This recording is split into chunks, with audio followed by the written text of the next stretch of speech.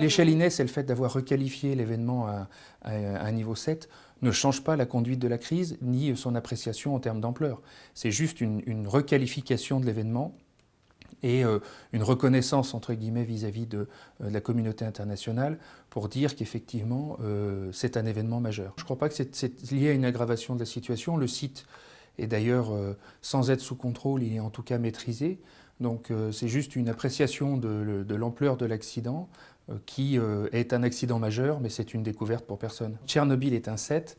Ça ne veut pas dire que Tchernobyl est égal à Fukushima ou l'inverse, c'est-à-dire que ce sont deux accidents majeurs, et effectivement c'est une réalité, l'accident de Fukushima est un accident majeur, ça ne veut pas dire que les conséquences de cet accident seront équivalentes à celles qu'on a connues à Tchernobyl. Le site reste toujours dans un état précaire, les moyens de refroidissement utilisés pour alimenter en eau douce les réacteurs et les piscines ne sont plus des moyens de fortune, mais malgré tout ne sont pas des moyens très pérennes.